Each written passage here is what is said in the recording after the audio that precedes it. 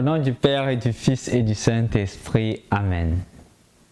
Évangile de Jésus-Christ selon Saint Jean, chapitre 7, des versets 40 à 53.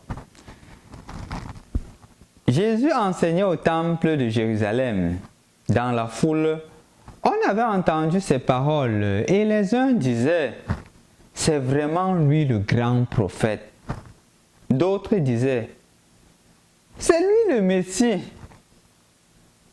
Mais d'autres encore demandaient « Est-ce que le Messie peut venir de Galilée ?»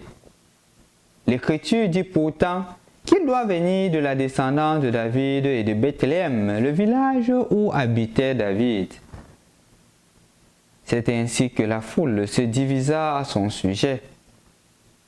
Quelques-uns d'entre eux voulaient l'arrêter, mais personne ne mit la main sur lui. Voyant revenir les gardes qu'ils avaient envoyés arrêter Jésus, les chefs des prêtres et les pharisiens leur demandèrent « Pourquoi ne l'avez-vous pas ramené ?» Les gardes répondirent « Jamais un homme n'a parlé comme cet homme. » Les pharisiens leur répliquèrent « Alors, vous aussi, vous êtes laissés égarer. Parmi les chefs des peuples et les pharisiens, y en a-t-il un seul qui ait cru en lui? Quant à cette foule qui ne sait rien de la loi, ce sont des maudits. » Parmi les pharisiens, il y avait Nicodème qui était allé précédemment trouver Jésus. Il leur dit « Est-ce que notre loi permet de condamner un homme sans l'entendre d'abord pour voir ce qu'il a fait ?» Ils lui répondirent « Alors toi aussi tu es de Galilée. Cherche bien, et tu verras que jamais aucun prophète ne surgit de Galilée. » Puis, ils rentrèrent chacun chez soi. Bonjour chers frères et sœurs dans le Christ. Rendu au samedi de la 4e semaine du temps de Carême, je voudrais que nous méditions sur l'identité de Jésus. Comme vous le constatez, plusieurs personnes sont divisées sur son identité. Mais avant de parler de la division de son identité, précisons qu'ils ont écouté sa parole. Et c'est sur la base de sa parole qu'ils se font une idée de l'identité de Jésus. En d'autres termes, puisqu'ils ont écouté Jésus, ils se font une idée de Jésus.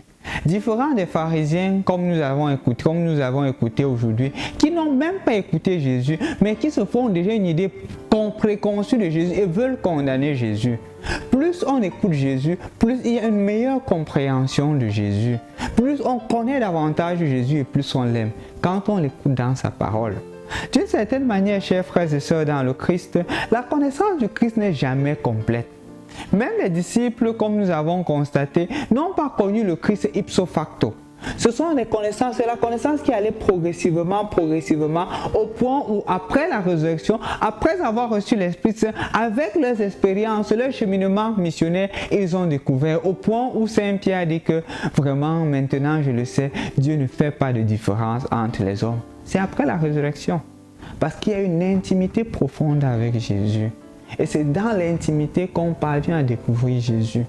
Donc mon frère, ma soeur, aujourd'hui là, je voudrais t'inviter à toi et à moi aussi, que nous grandissions dans la connaissance de Jésus, que nous ayons une bonne image de l'identité même de Jésus. En quoi faisant? En méditant sa parole. C'est pour cela que les méditations de chaque jour te sont données, pour que tu écoutes la parole, pour que tu te laisses transformer et de plus en plus tu dois avoir une image claire de l'identité de Jésus. Non seulement avoir une image, mais t'identifier à Jésus au point où quand on va te voir parler, quand on va t'écouter, on va dire voilà.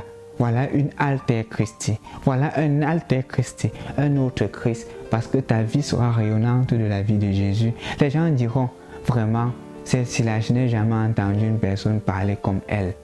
Parce que justement, tu parleras comme Jésus parle. Tu te laisseras transformer comme Jésus te laisse et voudrait que tu te transformes. Donc aujourd'hui, mon frère, ma soeur, sois un propagateur de la vraie image de Jésus et de par ta vie, reflète Jésus. Au nom du Père et du Fils et du Saint-Esprit. Amen.